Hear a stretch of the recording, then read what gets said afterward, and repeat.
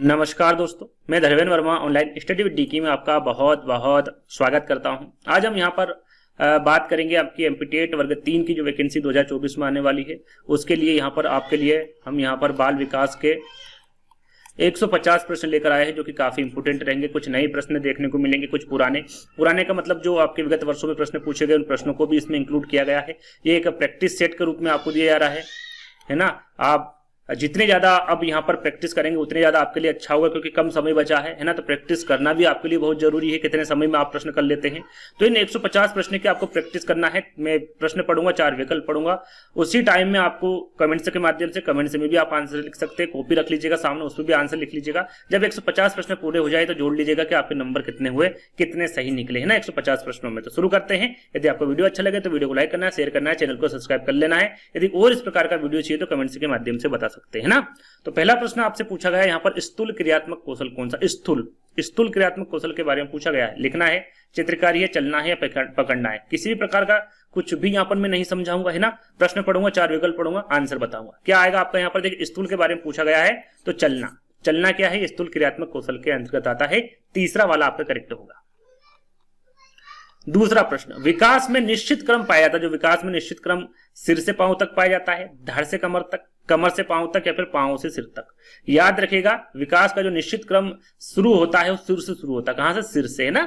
तो सिर से पांव तक चलता है। कहां तक चलता है? सिर से पांव तक। पहला वाला विकल्प आपका करेक्ट होगा। चलिए अगला प्रश्न, विकास के निर्धारक तत्व है। यहां पर विकास का निर्धारक तत्व पूछा गया है। क्या है? माता पिता का स्वास्थ्य है, माता पिता का शैक्षणिक स्तर है, परिवार का सामाजिक संबंध है, या फिर परिपक्वता का एवं सीखना है। परिपक्वता एवं सीखना है, क्या है? तो देखिए, यहां पर विकास का जो निर्धारित तत्व, स्वास्थ्य से कोई मतलब नहीं होता है, इसमें शैक्षणिक स्तर से कोई महत्व नहीं होता है ज्यादा, है ना। सामाजिक संबंध से नहीं होता, परिपक्वता एवं सीखना से होता है। विकास का जो निर्धारक तत्व माना गया है वो परिपक्वता एवं सीखना माना गया है। 4th वाला विकल्प आपका करेक्ट होगा। दौड़ना एवं चलना निम्नलिखित में से संबंधित है। पांव का क्रियात्मक कौशल से है, हाथों का क्रियात्मक कौशल से है, धड़ का क्रियात्मक कौशल से है। ये क्रियात्मक लिखा हुआ है ना, एक ही शब्द है। या फिर शारीरिक विकास से। किससे? दौड़ना एवं चलना किससे संबंधित रखता है? तो ये आपका पांव का है। सरल सिंपल सा प्रश्न है ना। पांव का क्रियात्मक कौशल है, पांव से आप दौड़ते हैं, चलते हैं, चढ़ते भी हैं, है ना। तो पहला वाला विकल्प आपका सही होगा। वृद्धि एवं विकास एक दूसरे के क्या है? अंतर संबंधित और अंतः निर्भर है, विपरीत है, समान है, या फिर अलग अलग है। सरल सा प्रश्न है। यहाँ पर जो वृद्धि एवं विकास क्या है? एक दूसरे के अंतर संबंधित और अंतः निर्भर है ना। तो यहाँ पर क्या सही होगा आपका? पहला वाला विकल्प करेक्ट होगा। प्रश्न जो बाल विकास के पूछे थे वो ज्यादा इतने टफ नहीं पूछे थे, सरल से प्रश्न थे, है ना। यदि प्रश्न पढ़ा, 4 विकल्प पढ़ा, तो आंसर आपके सामने आ जाएगा। कहीं ना कहीं आप जुगाड़ करके भी उसका आंसर पता कर सकते हैं। इस प्रकार से प्रश्न पूछे गए थे बाल विकास के, है ना। जो ऑनलाइन आपकी एग्जाम हुई थी उसकी मैं बात कर रहा हूँ। भ्रूण किसकी सहायता से माँ के शरीर से जुड़ा होता है? जो भ्रूण होता है वो नाभि नाल से जुड़ा होता है, अपरा से, रक्त कोशिकाएं से, या फिर रक्त धमनी से। याद रखिएगा, इस प्रश्न में थोड़ा सा आप गलत करेंगे। हम सब जो बच्चे ज्यादातर जो गलती करेंगे नाभिनाल से की गलती करेंगे, लेकिन भ्रूण के बारे में पूछा गया है तो भ्रूण जो है ये अपरा की सहायता से मां के शरीर से जुड़ा होता है। तो यहाँ पर जो दूसरा वाला विकल्प होगा ये सही होगा, पहला वाला नहीं होगा, है ना। चलिए अगला प्रश्न, मस्तिष्क का 75% विकास किस आयु से होता है? 2 वर्ष की, 5 वर्ष की, 10 वर्ष की, या फिर 21 वर्ष की। 7वां प्रश्न, आंसर क्या होगा? फटाफट करना है ना, ज्यादा समय आपको नहीं दूंगा यहाँ पर। 7वें का आंसर होगा 5 वर्ष। इंपोर्टेंट है ये प्रश्न, है ना। काफी बार पूछा गया। मस्तिष्क का 75% जो विकास है वो 5 वर्ष तक की आयु में हो जाता है। अगला प्रश्न, चम्मच पकड़ने की क्रिया बालक सीखता है आंख एवं हाथ का समन्वय से सीखता है, सामाजिक विकास से, शारीरिक विकास से, मांसपेशियों से। ना तो सामाजिक से, ना शारीरिक से, ना मांसपेशियों से। सिंपल सा प्रश्न है। चम्मच जो पकड़ने की क्रिया है वो बालक आंख एवं हाथ के समन्वय से करता है ना। पहला वाला विकल्प आपका सही होगा। चलिए अगला प्रश्न, विकास की गति एक व्यक्ति से दूसरे व्यक्ति से भिन्न होती है, परंतु प्रतिरूप का रिक्त स्थान अनुसरण करते हैं, अव्यवस्थित अनुसरण करते हैं, प्रत्याशित या फिर अनुक्रमित एवं व्यवस्थित, या फिर पैर से सिर तक। विकास की जो गति होती है वो एक व्यक्ति से दूसरे व्यक्ति से में भिन्न होती है, लेकिन यहाँ पर पूछा गया परंतु प्रतिरूप का जो अनुसरण करते वो क्या करते, किसका करते हैं? तो इसका सही आंसर होगा वो अनुक्रमित एवं व्यवस्थित करते हैं। क्या करते हैं? अनुक्रमित एवं व्यवस्थित अनुसरण करते हैं। तीसरा वाला आपका करेक्ट आंसर होगा। सीखने के लिए किसने स्वतंत्रता एवं निरंतरता का निरंतरता को रिक्त स्थान आवश्यक है। क्या है? स्किनर, फ्रोबेल, चॉम्स्की या फिर पियाजे। किसके द्वारा कहा गया है कि सीखने के लिए स्वतंत्रता एवं निरंतरता आवश्यक है? ये किसके द्वारा कहा गया है? सही आंसर होगा ये फ्रोबेल के द्वारा कहा गया है। बी वाला विकल्प आपका करेक्ट होगा। अगला प्रश्न, भाषा अर्जन का सिद्धांत किसने दिया है? ज्यादातर भाषा अर्जन जहां पर आ जाए आंसर आपका क्या होगा? पहले 4 विकल्प पढ़ देता हूं। चॉम्स्की है, वाइगोत्स्की, फ्रायड या फिर पियाजे। जहां पर भाषा अर्जन आ जाए यहां पर 90% जो आंसर होंगे आपके चॉम्स्की ही होंगे, है ना। ये प्रश्न की बात नहीं कर रहे, सिद्धांत तो चॉम्स्की ही द्वारा दिया गया है, लेकिन भाषा अर्जन से और कोई प्रश्न पूछ ले, है ना, या आपसे कथन पूछ ले तो चॉम्स्की, यदि इन चारों विकल्पों में से आपको किसी के बारे में पता नहीं है तो चॉम्स्की आप लगा सकते हैं। करेक्ट आंसर आपका 90% चांस से निकलेगा। याद है तो आप करेक्ट कर सकते हैं ना, नहीं याद है उस स्थिति में मैं आपको बता रहा हूं, है ना। तो पहला यहां पर करेक्ट होगा आपका। बलबलाना किर्गिस्तान आयु में प्रारंभ होता है भैया 2 महीने में, 4 महीने में, 8 महीने में या फिर 12 महीने में। एक वीडियो मैंने आपके लिए बनाया था, तो कुछ प्रश्न उसमें आपको मिल जाएंगे जिसमें 30 प्रश्न मैंने रखे थे और उनको समझाया भी था। यदि वो वीडियो देख लिया तो ये सारी चीजें आपको क्लियर हो जाएगी, है ना। तो 12वें का आंसर होगा आपका 2 महीने। बलबलाने की जो क्रिया है, जो आयु है, वो 2 महीने में ही प्रारंभ कर देता है बच्चा। तो पहला वाला विकल्प आपका करेक्ट होगा। बलबलाने की क्रिया में प्रथम रिक्त स्थान होता है। पहले तो हमने जाना कि 2 महीने में जो बच्चा है बलबलाने लग जाता है, लेकिन जो प्रथम क्रिया होती वो क्या होती, क्या निकालता बच्चा? स्वर, व्यंजन, शब्द या फिर वाक्य। तो 2 महीने की बच्चे की बात हो रही है यहाँ पर, है ना। तो सही आंसर क्या होगा यहाँ पर? 13 का स्वर। याद रखिएगा वो किसका उच्चारण करेगा? स्वर का उच्चारण करेगा, है ना। याद रखिएगा 2 महीने का बच्चा स्वर का ही करेगा, है ना तो शब्द का करेगा, ना वाक्य का, वो ना ही व्यंजन का। पहला आपका करेक्ट आंसर होगा। अगला प्रश्न है, एक विद्यार्थी अधिगम पर उसकी आर्थिक स्थिति का किस प्रकार का प्रभाव पड़ता है? एक विद्यार्थी अधिगम पर उसकी आर्थिक स्थिति का किस प्रकार का प्रभाव पड़ेगा भैया उसको? अमीर विद्यार्थी अधिक अधिगम करता है तो अधिक, देखिए अमीर और गरीबी से कोई फर्क नहीं पड़ता अधिगम को, है ना। 2 विकल्प है, इसमें देख लेते हैं। किसी प्रकार का प्रभाव नहीं पड़ता है।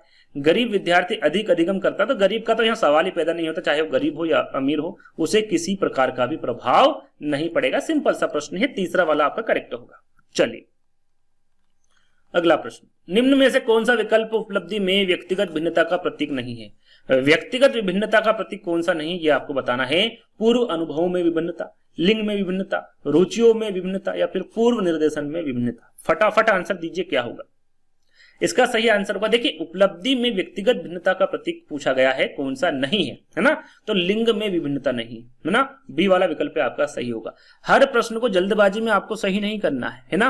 क्या पूछा गया है? पॉजिटिव पूछा गया है या फिर नेगेटिव पूछा गया? तो यहाँ पर नेगेटिव प्रश्न पूछा गया है, ये विशेषकर ध्यान देना है। कभी कभी बच्चे गलती कर देते हैं और जब 1-2 नंबर से रह जाते तब इन प्रश्नों की याद आती है कि वो प्रश्न में सही से पढ़ लेता तो मैं आज पास हो जाता, है ना। तो समय लेके, है ना, समय भी आपको जो समय रहेगा उसी के हिसाब से आपको काम करना है, यानी कि उसी समय में आपको उन प्रश्नों को अच्छे से पढ़ लेना है और उनका आंसर भी आपको अच्छे से लगा लेना है ना। सीखने की प्रक्रिया में विद्यार्थी द्वारा की गई त्रुटियों के संबंध में कौन सा कथन सर्वोत्तम रहेगा? जब बच्चा सीखता है, त्रुटियां करता है, उसके संबंध में आपको बताना है कि विद्यार्थी को कभी त्रुटियां नहीं करनी चाहिए। भाई त्रुटियां नहीं करेगा तो सीखेगा कैसे? पहला वाला विकल्प आपका गलत होगा। त्रुटियां अधिगम प्रक्रिया का भाग है। पहले तीनों विकल्प पढ़ लेते हैं। विद्यार्थी की लापरवाही के कारण त्रुटियां होती, भैया ऐसा नहीं है, त्रुटियां तो होगी ही यदि उसको सीखना है तो, है ना।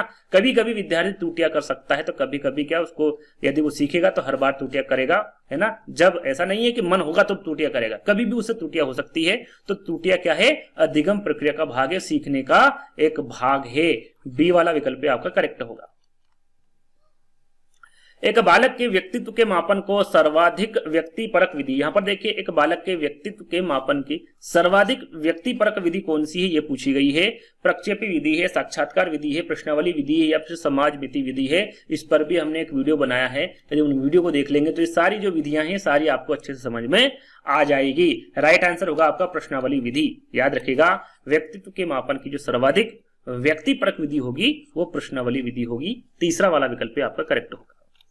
अगला प्रश्न, निम्न में से व्यक्तित्व मापन की प्रक्षेपी विधि, देखिए यहाँ पर व्यक्तित्व मापन की प्रक्षेपी विधि पूछ ली गई, क्या होगी? निर्धारण मापनी होगी, अवलोकन, साक्षात्कार या फिर प्रासंगिक अंतर्बोध परीक्षण।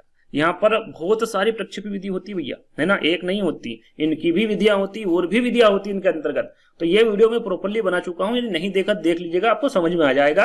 18वें का जो आंसर होगा वो होगा प्रासंगिक अंतर्बोध परीक्षण। यह आपका व्यक्तित्व मापन की एक प्रक्षेपी विधि के अंतर्गत आएगा। 4th वाला विकल्प आपका करेक्ट होगा। निम्नलिखित में से कौन सा कारक पर्यावरण या परिवेश से संबंधित नहीं है? पर्यावरण व परिवेश से संबंधित कौन सा कारक नहीं है? साथियों के समूह, समुदाय, परिवार या फिर भावनाएं। सरल सा प्रश्न है, 4 विकल्प पढ़ेंगे। देखिए यहाँ पर साथियों का समूह, पर्यावरण, परिवेश से, समुदाय भी, परिवार, भावनाएं नहीं होती है ना। भावनाएं सब ये पर्यावरण और परिवेश से संबंधित नहीं होती, स्वयं के अंतर्गत आती है ना। तो यहाँ पर जो 4th वाला विकल्प होगा ये आपका करेक्ट होगा। बच्चों के सीखने के तंत्र को समझना महत्वपूर्ण है, जिससे कि उन्हें नई संकल्पनाएं सिखाएं, है ना, उन्हें आज्ञाकारी बनाए, उन्हें दोस्त बनाने में मदद करे या फिर स्कूल के शिष्टाचार सीखे। क्या है 20वें का आंसर? देखिए यहाँ पर बच्चों की सीखने के तंत्र को समझना क्यों महत्वपूर्ण है ये आपको बताना है, जिससे कि उन्हें नई संकल्पनाएं सिखाएं। पहला वाला विकल्प आपका यहाँ पर क्या होगा? करेक्ट होगा। यहां रिक्त स्थान के माध्यम से है कि मनुष्य की क्षमता और उसके वातावरण में कार्य करने की क्षमता में वृद्धि होती है। किससे होती है भाई? बैठने के माध्यम से होती है, सोने के माध्यम से, सीख रहा हूं या फिर चलने। सिंपल सा प्रश्न, क्या बैठने से होगा भैया कार्य में वृद्धि? नहीं होगी। सोने से होगा? नहीं होगी। चलने से होगा? नहीं होगी। सीखने से होगी। सीख रहा हूं के माध्यम से मनुष्य की क्षमता और उसके वातावरण के कार्य जो होंगे उसकी क्षमता में वृद्धि होगी ही होगी। तीसरा वाला विकल्प आपका करेक्ट होगा, है ना। यदि आपको प्रश्न समझ में नहीं आ रहा है तो विकल्पों को पढ़ लीजिए। विकल्प के माध्यम से आप प्रश्न देख सकते हैं, प्रश्न के माध्यम से आप चारों विकल्पों को देख सकते हैं ना। जहां आपको सही लगे उस पर आप टिक कर लीजिएगा, जो प्रश्न आपको नहीं आता है ना। कभी कभी ऐसा होता है कि जो नहीं आता है उसको भी आप सोल्व कर देते हैं, यदि आपने प्रश्न अच्छे से पढ़ लिया और 4 विकल्प अच्छे से पढ़ लिए ना। अगला प्रश्न, शिक्षकों के लिए यहां जानना महत्वपूर्ण है कि बच्चे कैसे सोचते हैं या फिर सीखते हैं। सही कोड में, देखिए इस प्रकार के आजकल प्रश्न पूछे जा रहे हैं। प्रश्न में कुछ नहीं है लेकिन कोड में दे दिया गया है। क्या होगा भैया? पहला, दूसरा, तीसरा या चौथा आंसर क्या होगा? तो यहां पर देखिए शिक्षकों के लिए यहां जानना महत्वपूर्ण है क्योंकि बच्चे सोचते किस प्रकार से हैं और सीखते किस प्रकार से। दोनों ही सही है। यदि एक सही होता तो एक पर क्लिक कर देते, दूसरा सही होता तो दूसरे पे क्लिक कर देते, लेकिन दोनों सही है तो हम किस पे क्लिक करेंगे? तीसरे वाले पे ना। कोई यहाँ पर ऐसा नहीं है कि इसमें कोड में दे दिया इसमें हम क्या करेंगे, ऐसा नहीं है। सिंपल से प्रश्न पूछे गए हैं आपकी शिक्षक भर्ती में, और मुझे जहां तक लगता है आने वाली सीटेट एग्जाम में भी आपकी जो एमपीटेट एग्जाम है उसमें कोई ज्यादा ऐसा टिपिकल प्रश्न नहीं पूछेंगे, है ना। अगला प्रश्न, अधिगम को आंशिक रूप से एक संज्ञानात्मक प्रक्रिया और आंशिक रूप से रिक्त स्थान माना गया है। क्या माना गया है? सामाजिक और स्नेह, असंज्ञानात्मक, निष्क्रिय या फिर विसंगति। क्या माना गया है? देखिए यहां पर अधिगम को आंशिक रूप से एक संज्ञानात्मक प्रक्रिया और आंशिक रूप से एक सामाजिक और स्नेही माना गया। क्या माना गया है? सामाजिक और स्नेही माना गया है। पहला वाला विकल्प आपका करेक्ट होगा। सीखना एक संज्ञानात्मक प्रक्रिया के रूप में योग्य है क्योंकि इसमें निम्नलिखित शामिल है। क्या शामिल है भैया सीखने के संज्ञानात्मक प्रक्रिया के रूप में? केवल विचार है जिसको रीजनिंग कहा जाता है, केवल धारणा है, केवल विश्लेषण है या फिर विचार, धारणा और विश्लेषण तीनों है। क्या है? तो जहां पर केवल आ जाए, है ना, और प्रश्न पॉजिटिव पूछे 90% में आपको बताना हो तो वो करेक्ट क्या होगा? केवल नहीं होगा। करेक्ट केवल नहीं होगा। वो क्या होगा? जो चौथा विकल्प है, दूसरा विकल्प, कोई सा हो, जहां पर केवल हो जाए वहां पर आप कैंसिल कर दीजिएगा, वो कभी भी सही नहीं हो सकता। सही क्या होगा आपका? विचार, धारणा और विश्लेषण, ये तीनों ही लिखित शामिल है ना। या फिर सीखना एक संज्ञानात्मक प्रक्रिया के रूप में योग्य है। ये जो तीनों मैंने आपको बताए हैं, विचार, धारणा और विश्लेषण, ये तीनों ही इसके अंतर्गत आएंगे। 4th वाला विकल्प आपका करेक्ट होगा। चलिए, निम्नलिखित में से कौन सा कथन सही नहीं है? निम्नलिखित में से कौन सा कथन है जो सही नहीं है? नेगेटिव प्रश्न पूछा गया है। अब हम 4 विकल्पों को पढ़ लेते हैं। क्या सही नहीं है उसके बारे में आपको बताना है। अध्यापन और अधिगम के अलग अलग अर्थ होते हैं। बिल्कुल दोनों के अलग अलग अर्थ होते हैं, तो ये तो सही है। अध्यापन और अधिगम एक दूसरे से संबंधित, बिल्कुल एक दूसरे से संबंधित है। अध्यापन अधिगम का कोई अलग अर्थ नहीं है। तो भैया जब पहला वाला हमने टिक कर दिया अर्थ अलग अलग है तो माने आपका जो तीसरा वाला विकल्प है ये गलत है, और यही पूछा गया है, नेगेटिव प्रश्न पूछा गया है। तीसरा वाला आपका करेक्ट आंसर होगा। 4th की पढ़ने की आवश्यकता नहीं, फिर भी पढ़ लेते हैं। अध्यापन अधिगम की प्रक्रिया अध्यापन और अधिगम दोनों से भिन्न होती, बिल्कुल होती है। तो ये भी सही है, ये भी सही है, ये भी सही है। 4th आपका गलत है, और गलत जो है वही पूछा गया है ना। तो जो तीसरा वाला विकल्प होगा ये करेक्ट होगा आपका। चलिए, अध्यापन जैसे टीचिंग बोला जाता है का संबंध रिक्त स्थान से नहीं है। किससे नहीं भैया? टीचिंग यानी अध्यापन का संबंध अध्ययन से बिल्कुल है, लिखने से है, अंक गणित से, जिम्मेदारियों से नहीं है ना। टीचिंग का कोई संबंध जिम्मेदारियों से नहीं होता है। सरल सा प्रश्न पूछा गया था आपसे, ऑनलाइन एग्जाम वाला प्रश्न है ये। 4th वाला विकल्प आपका करेक्ट होगा। अगला प्रश्न, अधिकार और दायित्व इसमें शामिल है, किसमें भैया? जो अधिकार और दायित्व है क्या वो शिक्षा में है या फिर अध्यापन में? दो सिंपल से दो यहां पर विकल्प रखे हैं और कूट में आपसे पूछा गया है कि पहला, दूसरा, तीसरा, चौथा कौन सा सही है। तो अधिकार और दायित्व जो शामिल होते हैं वो शिक्षा एजुकेशन में भी होते हैं और अध्यापन टीचिंग में भी होते हैं। इसका मतलब क्या है आपका कि तीसरा वाला विकल्प आपका सही है, पहला और दोनों सही है। अधिकार और दायित्व शिक्षा के संबंध में भी शामिल होते हैं और अध्यापन में भी शामिल होते हैं, है ना। तो तीसरा वाला विकल्प आपका करेक्ट होगा। अगला प्रश्न, अधिगम और सोचना रिक्त स्थान प्रक्रिया है। क्या है भैया? अधिगम और सोचना अपेक्षित है, प्रासंगिक है, सही कोड में आपको बताना है कि सही आंसर क्या होगा। देखिए जो अधिगम और सोचना होता है वो अपेक्षित भी होता है और प्रासंगिक भी होता है ना। तो यहां पर भी आपका करेक्ट आंसर क्या होगा? पहला और दूसरा दोनों ही सही है। तो तीसरा वाला विकल्प यहां पर भी आपका करेक्ट होगा। चलिए अगला प्रश्न, बालक के विकास में कौन महत्वपूर्ण भूमिका निर्वाह करते हैं? देखिए एक वीडियो मैंने अभी डाला है हाल ही में, यदि आप यहां तक पहुंच गए हैं तो देख लीजिएगा उसको, है ना। हिंदी पेडागोजी के 300 प्रश्न, वन लाइनर, मात्र 1 घंटे में बताएं आपको मैंने। आपका समय खराब ना हो इस वजह से मैं कम समय में ज्यादा प्रश्न देने की आपको कोशिश कर रहा हूं। तो हिंदी पेडागोजी के 300 प्रश्न देख लेना। यदि 1 घंटे में यदि उसमें से 5 प्रश्न, 10 प्रश्न, 2 प्रश्न भी आ गए तो कौन सी वहां आप 1 घंटा देख के कौन सा समय बर्बाद कर लेंगे। वैसे मुझे जहां तक लगता है सारे प्रश्न मैंने उसमें इंक्लूड कर लिए हैं। आपका 1 घंटा आपको 5 नंबर, कम से कम 2 नंबर तो दिलवा ही देगा। कम से कम बता रहा हूं, ज्यादा ज्यादा 10 नंबर भी हो सकते हैं, लेकिन कम से कम 2 नंबर तो आपको दिलवा ही देगा। 300 प्रश्न देख लीजिएगा, 1 घंटे की बात है और उनको अच्छे से याद कर लीजिएगा, है ना। हिंदी पेडागोजी के 300 प्रश्न लिखेंगे या फिर हमारे चैनल पर जाइएगा, वीडियो अभी हाल ही में अपलोड हुआ, 1-2 दिन ही हुए हैं ना, उसको जरूर देख लीजिएगा। बालक के विकास में कौन महत्वपूर्ण भूमिका निर्वाह करते हैं? परिवार के सदस्य, रिश्तेदार, माता पिता या फिर मित्र? तो बालक के विकास में सबसे ज्यादा जो महत्वपूर्ण भूमिका निर्वाह करते हैं वो हमेशा माता पिता करते हैं। कौन करते हैं? माता पिता। याद रखिएगा, ना रिश्तेदार, ना परिवार, ना ही मित्र। तीसरा वाला विकल्प आपको करेक्ट होगा। गर्भधारण की प्रथम अवस्था कहलाती। गर्भधारण की प्रथम अवस्था के बारे में पूछा गया है, ये भी प्रश्न मैंने अच्छे से समझाया 30 प्रश्नों में, जैसे कि मैंने आपको बताया था। बाल विकास का प्रैक्टिस सेट फर्स्ट आप डालेंगे तो आ जाएगा आपके सामने। अभी हाल ही में ये वीडियो अपलोड किया है, तो कितनी अवस्थाएं होती, कौन कौन सी सारी चीजें उसमें समझाइए। तो गर्भधारण की प्रथम अवस्था के बारे में पूछा गया है, पिंड अवस्था, भ्रूण अवस्था, डिंब अवस्था या फिर बीज अवस्था। तो वो डिंब अवस्था होती है, प्रथम अवस्था, है ना। पहला वाला, तीसरा वाला जो विकल्प होगा ये आपका करेक्ट होगा। अगला प्रश्न, चलना सीखना है, क्या है? लक्षण है, शारीरिक विकास है, क्रियात्मक विकास है या फिर व्यवहार है? चलना सीखना क्या है भैया? क्रियात्मक विकास है। सरल सा प्रश्न है, क्या है ये? क्रियात्मक विकास, है ना। तीसरा वाला विकल्प आपका करेक्ट होगा। अगला प्रश्न, बालक के मानसिक स्वास्थ्य को कौन सा घटक प्रभावित नहीं करता है? बालक के मानसिक स्वास्थ्य को पूछा गया है कि वो कौन सा घटक जो प्रभावित नहीं करता है। नेगेटिव प्रश्न पूछा गया, परिवार की गरीबी, कक्षा में नींद आना, स्नेह की कमी या फिर घरेलू कलह। कौन नहीं करता है ये पूछा गया है।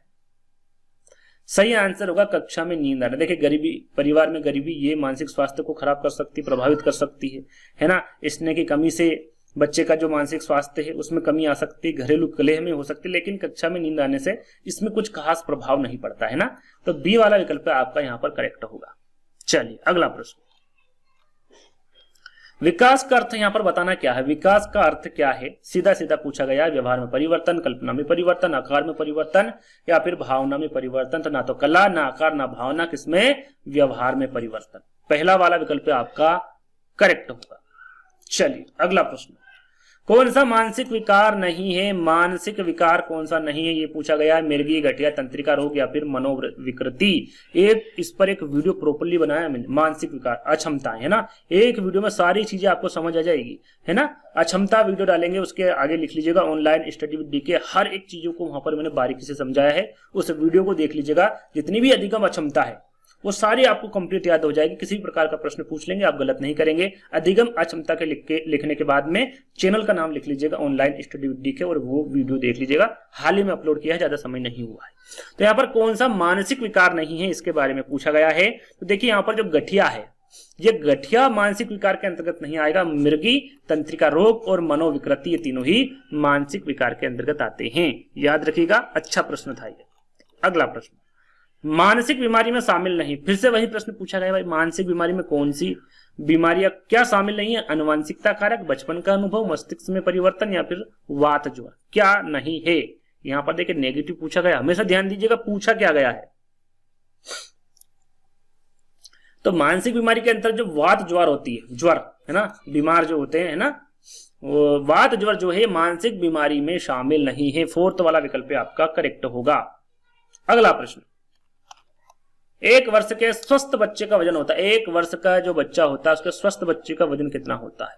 तो यहाँ पर ऐसा नहीं दिया गया 2 किलो 3 किलो 4 किलो, ऐसा नहीं है। जन्म के वजन का 2 गुना हो जाएगा 1 वर्ष में, जन्म के वजन का 3 गुना हो जाएगा, जन्म के वजन का 4 गुना, या फिर जन्म के वजन का 5 गुना। 1 वर्ष में कितना होगा ये आपको बताना है। सही आंसर होगा जन्म के वजन का 3 गुना हो जाएगा। यदि जन्म हुआ है बच्चे का और 3 किलो का है तो इसमें 3 का गुना कर दे, है ना। 1 साल में उसका वजन कितना होना चाहिए, 9 किलो होना चाहिए ना। ये एक मोटा मोटा हिसाब है, 9 किलो तक होना चाहिए। तो बी वाला विकल्प आपका सही होगा। चलिए अगला प्रश्न, शेषावस्था में रक्तचाप होता है, कम होता है, अधिक होता है, बहुत कम होता है, या फिर बहुत अधिक होता है। इस पर भी हमने प्रॉपरली वीडियो बनाई है ना, उसको भी देख लीजिएगा। शेषावस्था, बाल्यावस्था और किशोरावस्था, सारे प्रश्नों को समझाया है, देखेंगे तो आपको समझ आ जाएगा। अगला प्रश्न है, इसका आंसर मैं आपको बताता, कम होती, याद रखिएगा। शेषावस्था में रक्तचाप होता है, कैसा होता है, हमेशा कम होता है। पहला वाला विकल्प आपका सही होगा। चलिए, कौन सा भाषा दोष है जिसमें गले की मांसपेशियों में ऐंठन हो जाती है, वो कौन सा भाषा दोष है। हकलाना, तुतलाना, मुखर उच्चारण या फिर अस्पष्ट उच्चारण, कौन सा है। तो वो होता है, देखिए भाषा दोष के बारे में पूछा, गले की समस्या पूछी गई तो हकलाने में होती है ना, हकलाना। इसमें गले की मांसपेशियों में क्या हो जाती है, ऐंठन हो जाती है। पहला वाला विकल्प आपका सही होगा। सेल्डन के अनुसार व्यक्तित्व के प्रकार है। यहां पर देखिए कुछ शब्दों के बीच में हल्का सा गैप हो गया है ना। तो मैं प्रश्न पढ़ ही रहा हूं, यदि आपको समझ में नहीं आए तो प्रश्न को सुन लीजिएगा, वैसे आ जाएगा समझ में। सेल्डन के अनुसार व्यक्तित्व का प्रकार पूछा गया है, कौन सा है भैया, सामाजिक है, मध्याकृति है, खिलाड़ी है, या फिर स्थूलकाय है। न स्थूलकाय है, न खिलाड़ी है, और ना ही सामाजिक, क्या है, मध्याकृति है। बी वाला विकल्प आपका करेक्ट होगा। अगला प्रश्न, व्यक्तित्व के जैविकी निर्धारक घटक है। यहां पर देखिए व्यक्तित्व के जैविक निर्धारक घटक के बारे में आपको बताना है, क्या वो वातावरण है, वंशानुक्रम है, भौगोलिक है, या फिर आर्थिक है, क्या है। तो व्यक्तित्व के जो जैविक निर्धारक घटक के बारे में पूछा गया है तो क्या होगा आपका, वंशानुक्रम होगा। क्या होगा, वंशानुक्रम होगा। दूसरा वाला विकल्प आपका करेक्ट होगा। अगला प्रश्न, भाषा विकास का सिद्धांत कौन सा नहीं, भाषा विकास का सिद्धांत कौन सा नहीं है। नेगेटिव प्रश्न पूछा गया है। अनुबंध का सिद्धांत, अनुकरण का सिद्धांत, अतिरिक्त शक्ति का सिद्धांत, या फिर परिपक्वता का सिद्धांत, कौन सा नहीं है ये पूछा गया है। अनुसरण का है, अनुसरण से बच्चा सीखता है ना, परिपक्वता से सीखता है, अनुबंध से सीखता है। अतिरिक्त शक्ति का जो सिद्धांत है ये भाषा विकास का सिद्धांत नहीं है। तीसरा वाला विकल्प आपका करेक्ट होगा, है ना। चलिए अगला प्रश्न, बहुबुद्धि का सिद्धांत किसने दिया, काफी इंपोर्टेंट, काफी बार और काफी टेट एग्जाम में, लगभग सभी एग्जाम में ये प्रश्न पूछा गया है। बहुबुद्धि का सिद्धांत एक वीडियो बनाया है जिसपे हमने ट्रिक भी आपको बताई है, साथ में एक वीडियो में बुद्धि से संबंधित जितने भी इंपोर्टेंट प्रश्न हैं उनको भी लेकर आए हैं। यदि आप हमारे वीडियोस देख लेंगे तो काफी आपको हद तक जो बुद्धि से संबंधित प्रश्न है वो काफी हद तक आपके कवर हो जाएंगे। तो बहुबुद्धि का सिद्धांत के बारे में पूछा गया है कि किसके द्वारा दिया गया है, तो याद रखिएगा ये गार्डनर के द्वारा दिया गया है। पहला वाला विकल्प आपका सही होगा। शिक्षण अधिगम की सूचना प्रक्रिया किस अधिगम सिद्धांत से संबंधित है, ये संबंधित एक ही शब्द है ना। शिक्षण अधिगम की सूचना प्रक्रिया, ये बताना है कि ये किस अधिगम सिद्धांत से संबंधित है। व्यवहार, संज्ञानात्मक, भावात्मक, या फिर सामाजिकता, तो ये होगा आपका संज्ञानात्मक। याद रखिएगा शिक्षण अधिगम की जो सूचना प्रक्रिया है ये संज्ञानात्मक अधिगम सिद्धांत से संबंधित है। बी वाला विकल्प आपका करेक्ट होगा। अगला प्रश्न, एक छात्र जो शिक्षक एवं सहपाठियों से तर्क वितर्क करता रहता है वहां होता है, क्या होता है, समस्यात्मक बालक। जो तर्क वितर्क करता है उसके बारे में बताना है ना। औसत बालक, प्रतिभाशाली बालक, या फिर हट्टी बालक। सरल सा प्रश्न है, यदि प्रश्न को पढ़ेंगे तो आसानी से आंसर आपके सामने होगा। वो प्रतिभाशाली बालक होगा जो तर्क वितर्क करता है ना, चाहे वो शिक्षक हो या फिर सहपाठी हो। तीसरा वाला विकल्प आपका करेक्ट होगा। अगला प्रश्न, मेघ चित्र परीक्षण निम्न में से किसके मापन में प्रयुक्त होता है। मेघ चित्र परीक्षण के बारे में पूछा गया है कि यह अभिरुचि में प्रयुक्त होता है, रुचि में, व्यक्तित्व में, या फिर बुद्धि में, किस में होता है। तो ये याद रखिएगा, ये व्यक्तित्व में प्रयोग होता है या फिर व्यक्तित्व मापन में इसका प्रयोग करते हैं। तीसरा वाला विकल्प आपका सही होगा। प्रासंगिक अंतर्बोध परीक्षण व्यक्तित्व को मापने की विधि है, व्यक्तिपरक तकनीक के अंतर्गत आएगा, वस्तुनिष्ठ तकनीक, प्रक्षेपी तकनीक या फिर प्रयोगात्मक तकनीक। राइट आंसर आपका क्या होगा? मैंने आपको प्रक्षेपी विधि के बारे में बताया था, पूछा था एक प्रश्न में, और उसके अंतर्गत प्रासंगिक अंतर्बोध परीक्षण बताया था, वही आंसर होगा। ये प्रश्न को उत्तर कर दिया, उत्तर को प्रश्न कर दिया, है ना। प्रासंगिक अंतर्बोध परीक्षण व्यक्तित्व को मापने की कौन सी विधि होगी? प्रक्षेपी तकनीकी विधि होगी। तीसरा वाला विकल्प आपका सही होगा। अगला प्रश्न, अधिगम एक रिक्त स्थान क्रिया है, धार्मिक, सामाजिक, शारीरिक या फिर राजनीतिक। अधिगम क्या है? सही आंसर क्या होगा? सही आंसर होगा आपका सामाजिक। अधिगम एक क्या है? सामाजिक क्रिया है। बी वाला विकल्प आपका सही होगा। निम्नलिखित में से कौन से कारक अधिगम को प्रभावित करते हैं? अधिगम को प्रभावित करने वाले कारक के बारे में आपको बताना है। केवल अधिगम से ली है, तो मैंने क्या बताया, जहां पर पॉजिटिव प्रश्न पूछे, जहां केवल शब्द आए विकल्प में, वो हमेशा गलत होगा। केवल अधिगम से ली नहीं, केवल अभिप्रेरणा नहीं, केवल रवैया नहीं, क्या होगा? अधिगम से ली, प्रेरणा और दृष्टिकोण के साथ साथ मूल्य, ये तीनों चारों जो बताए हैं, सभी के सभी कारक अधिगम को प्रभावित करते हैं। फोर्थ वाला विकल्प आपका करेक्ट होगा, ये याद रखिएगा, है ना, इसको विशेषकर ध्यान दीजिएगा। अगला प्रश्न, निम्नलिखित में से कौन शिक्षा का एक महत्वपूर्ण पहलू नहीं है? देखिए यहाँ पर नेगेटिव प्रश्न पूछा गया, कौन सा पहलू नहीं है? शिक्षक, शिक्षार्थी, विषय सामग्री या फिर माता पिता। यहां पर पूछा गया शिक्षा के एक महत्वपूर्ण पहलू नहीं है, तो माता पिता नहीं है ना, शिक्षा के क्षेत्र में, या फिर शिक्षा का एक महत्वपूर्ण पहलू कौन सा नहीं है, तो यहाँ पर माता। देखिए शिक्षक भी होगा, शिक्षार्थी होगा तो शिक्षक होगा, शिक्षक होगा तो शिक्षार्थी होगा, और विषय सामग्री तो है ही जरूरी। यहाँ पर माता पिता जरूरी नहीं है, या फिर महत्वपूर्ण पहलू नहीं है ना। चलिए अगला प्रश्न, सीखने को व्यक्तित्व और रिक्त स्थान कारकों की अंतरक्रिया के रूप में परिभाषित किया जा सकता है, मनोवैज्ञानिक, शारीरिक, पर्यावरण या फिर मुद्रा। क्या सही आंसर होगा? देखिए सीखने को व्यक्तिगत और पर्यावरण कारकों की अंतरक्रिया के रूप में परिभाषित किया जा सकता है, तो यहां पर पर्यावरण तीसरा वाला विकल्प आपका करेक्ट होगा। 50 प्रश्न आपके कंप्लीट हो चुके हैं, 100 प्रश्न और बचे हैं। शिक्षण क्या है? छात्रों का मार्गदर्शन करने की एक जटिल कला है, शिक्षार्थी के विभिन्न पहलुओं के बीच संबंध स्थापित करता है। तो यहाँ पर कूट में आपको आंसर देना है कि भैया केवल यहाँ पर केवल फर्स्ट और यहाँ पर केवल सेकंड लिखा हुआ है, यहाँ पर फर्स्ट और सेकंड दोनों लिखा हुआ है ना, ये विकल्प है ना, थोड़ा सा मिसप्रिंट हो गया जो मैंने सही कर दिया है। क्या सही आंसर होगा? तो देखिए यहाँ पर शिक्षण जो है ये छात्रों का मार्गदर्शन करने की एक जटिल कला है, बिल्कुल सही है, और शिक्षा के विभिन्न पहलुओं के बीच संबंध भी ये स्थापित करता है। तो यहाँ पर भी पहला और दूसरा दोनों ही सही होंगे, तीसरा वाला विकल्प आपका सही होगा। चलिए, शिक्षण रिक्त स्थान होना चाहिए, भाई कैसा होना चाहिए? नैदानिक होना चाहिए या फिर उपचारात्मक होना चाहिए? केवल फर्स्ट, यहाँ पर फर्स्ट लिखा है, यहाँ पर सेकंड लिखा हुआ है, और यहाँ पर फर्स्ट और सेकंड दोनों लिखा हुआ है। क्या है भाई? शिक्षण नैदानिक होना चाहिए या फिर उपचारात्मक होना चाहिए? तो देखिए जो शिक्षण होता है वो नैदानिक भी होना चाहिए और उपचारात्मक भी होना चाहिए, यानी कि पहला और दूसरा यहाँ पर भी दोनों ही सही आंसर होंगे। अभी 4 से 5 प्रश्न इस प्रकार के आ चुके हैं और सभी के आंसर लगभग यह पहला और दूसरा दोनों ही सही, लगभग क्या सभी के यही आंसर आए हुए है ना। तो आपको सोच समझकर प्रश्नों को पढ़ना है और आंसर देना है। अगला प्रश्न, व्यक्तिगत अधिगम का अर्थ, यहां पर व्यक्तिगत अधिगम का अर्थ पूछा गया क्या है?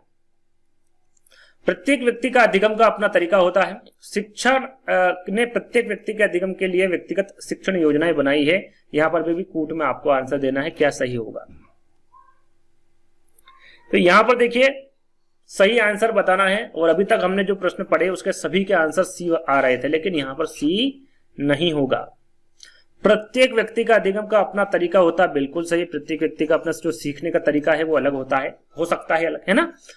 अगला जो विकल्प है दूसरा, शिक्षक ने प्रत्येक व्यक्ति के अधिगम के लिए व्यक्तिगत शिक्षण योजनाएं बनाई, ऐसा नहीं होता। व्यक्तिगत शिक्षण योजनाएं नहीं होती है, यानी कि सिर्फ और सिर्फ पहला वाला विकल्प आपका सही होगा। तो पहला कहां पर है? केवल फर्स्ट, यानी कि पहले वाला विकल्प यहाँ पर आपका करेक्ट होगा, है ना। तो ऐसा आपको विशेष ध्यान रखना है चीजों का।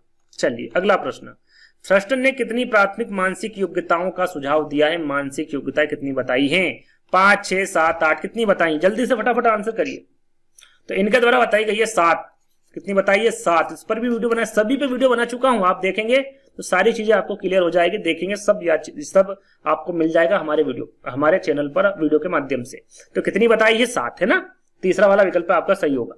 चलिए अगला प्रश्न, एक बच्चे का सीखना रिक्त स्थान से शुरू होता है, विद्यालय से, समाज से, परिवार से या फिर पड़ोस से। सरल सा प्रश्न है, सभी को पता है किससे होता है? परिवार से, है ना। जब बच्चा पैदा होता है तभी से उसका सीखना प्रारंभ हो जाता है, शुरू हो जाता है। तीसरा वाला विकल्प आपका करेक्ट होगा। चलिए अगला प्रश्न,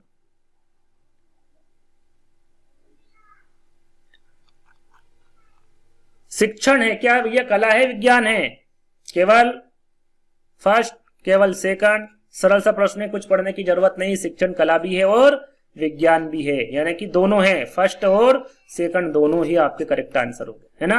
ये बहुत सरल सा प्रश्न था, देख के ही आपने आंसर लगा दिया होगा, है ना। ये भी शायद प्रीवियस ईयर प्रश्न में पूछा गया प्रश्न, प्रीवियस ईयर पेपर में पूछा गया प्रश्न है ये, है ना। कला और विज्ञान दोनों है, तो तीसरा वाला विकल्प आपका करेक्ट होगा। चलिए अगला प्रश्न, निम्नलिखित में से कौन सा कथन सही नहीं है? कौन सा कथन सही नहीं है? नेगेटिव प्रश्न पूछा गया है, बताइए कौन सा नहीं है? अधिगम शिक्षार्थी के पिछले अनुभवों का सारांश है। अधिगम शिक्षार्थी के ज्ञान और अनुभव का रचनात्मक संश्लेषण है, बिल्कुल है। अधिगम का लक्ष्य उच्च स्तर की सोच है, बिल्कुल है। अधिगम रचनात्मक है, बिल्कुल है। ये पिछले अनुभव का सारांश नहीं है अधिगम, है ना। तो पहला वाला विकल्प आपका सही होगा, ये कथन सही नहीं है अधिगम के संबंध में, तो पहला आपका करेक्ट होगा। चलिए अगला प्रश्न, अधिगम को शिक्षार्थी के व्यवहार में रिक्त स्थान परिवर्तन के रूप में परिभाषित किया जाता है, जबकि शिक्षण गतिविधियों को छात्र के जीवन में रिक्त स्थान परिवर्तन उत्पन्न करने के लिए किया जाता है। यहाँ पर रिक्त स्थान की जगह पर क्या आएगा? प्रश्न के अनुसार आपको बताना है। अपेक्षाकृत स्थायी वांछित आएगा, अस्थायी वांछित आएगा, वांछित स्थायी, स्थायी अस्थायी, क्या आएगा? सही आंसर क्या होगा? तो यहां पर देखिए, अधिगम को शिक्षार्थी के व्यवहार में अपेक्षाकृत स्थायी परिवर्तन के रूप में परिभाषित किया जाता है, जबकि शिक्षण गतिविधियों को छात्र के जीवन में वांछित परिवर्तन उत्पन्न करने के लिए किया जाता है। पहला वाला विकल्प आपका सही होगा। अगला प्रश्न, कौन सा मानसिक विकार है? देखिए यहां पर फिर प्रश्न वही पूछा गया है, लेकिन यहां पर विकल्पों को हमेशा हर प्रश्न में बदल दिया गया। मानसिक विकार कौन सा है? अभी कुछ समय पहले हमने 2 प्रश्न पढ़े थे कि कौन सा है और कौन सा नहीं है। आपसे नेगेटिव प्रश्न भी पूछा गया है और पॉजिटिव प्रश्न भी पूछा गया है ना। और फिर से पॉजिटिव प्रश्न पूछा गया, मानसिक विकार कौन सा है? धनु स्तंभ जिसे टिटनेस बोला जाता है, तंत्रिका रोग, नशीली दवाइयों पर निर्भरता, या फिर शराबीपन। तो ये तंत्रिका रोग, जो तंत्रिका रोग है, ये मानसिक विकार के अंतर्गत आएगा। थूकना तथा बलबलाना का संबंध किससे है? ये आपको बताना। थूकना तथा बलबलाना सामाजिक विकास है, व्यक्तित्व विकास है, भाषा विकास है, या फिर शारीरिक विकास है? थूकना तथा बलबलाने का किससे संबंधी है, ये आपको बताना है। तो ये भाषा विकास से संबंध है। किससे? भाषा विकास से। तीसरा वाला विकल्प आपका सही होगा। अगला प्रश्न, रिक्त स्थान के अनुसार व्यवहार मनोवैज्ञानिक अध्ययन है, किसका है? व्यवहार मनोवैज्ञानिक अध्ययन हरलॉक का है, वाटसन का है, एडलर का है, या फिर फ्रायड का है? तो जो व्यवहारिक मनोवैज्ञानिक अध्ययन है, ये जेबी वाटसन का अध्ययन। किसका है? जेबी वाटसन का। याद रखिएगा, बी वाला विकल्प आपका करेक्ट होगा। अगला प्रश्न, बाल विकास का अध्ययन महत्वपूर्ण है भैया, बालक के उचित देखभाल के लिए नहीं है, बालक के सर्वांगीण विकास के लिए। कब है? बालक के सर्वांगीण विकास के लिए महत्वपूर्ण है बाल विकास का अध्ययन। बी वाला आपका करेक्ट होगा। तीसरा गलत होगा, फोर्थ वाला गलत होगा, है ना। तो बी करेक्ट होगा, याद रखिएगा। अगला प्रश्न है, लेखन विकार का अर्थ है, जैसा कि मैंने आपको बताया, अधिगम अक्षमता। ये किसके अंतर्गत आते हैं? इस प्रकार के प्रश्न अधिगम अक्षमता के अंतर्गत आते हैं। इसके पीछे ऑनलाइन स्टडी विद डीके लिख लीजिएगा, आपको एक वीडियो मिलेगा जिसमें सारी जानकारी आपको मिल जाएगी।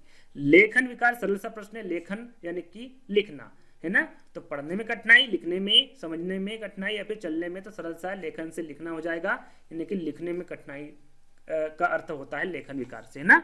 तो बी वाला विकल्प आपका करेक्ट होगा। बालक की विकास प्रक्रिया कैसे बढ़ती है? सरल से जटिल, जटिल से सरल, विशिष्ट से सामान्य, या फिर सामान्य से विशिष्ट? तो बालक के जो विकास की प्रक्रिया होती है, ये सामान्य से विशिष्ट की ओर बढ़ती, सामान्य से विशिष्ट। फोर्थ वाला विकल्प आपका सही होगा। अगला प्रश्न,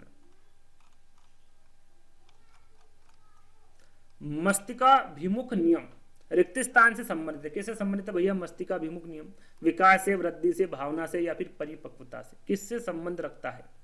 तो ये विकास से संबंध रखता है। मस्तिकाभिमुख जो नियम है, ये विकास से संबंध रखता है। पहला वाला विकल्प आपका सही होगा।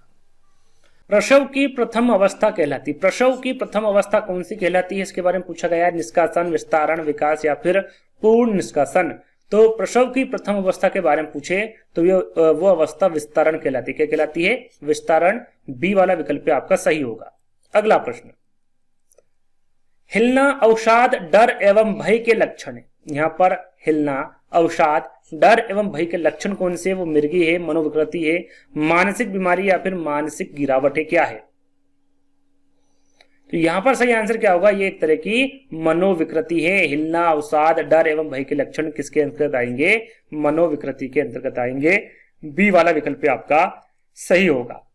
अगला प्रश्न, जुंग के अनुसार व्यक्तित्व के प्रकार बताना है। भैया कौन से प्रकार बताए जुंग के अनुसार? अंतर्मुखी, बहिर्मुखी, खिलाड़ी बहिर्मुखी, मध्याकृति अंतर्मुखी या फिर सामाजिक एवं उभयमुखी, कौन सा बताया है?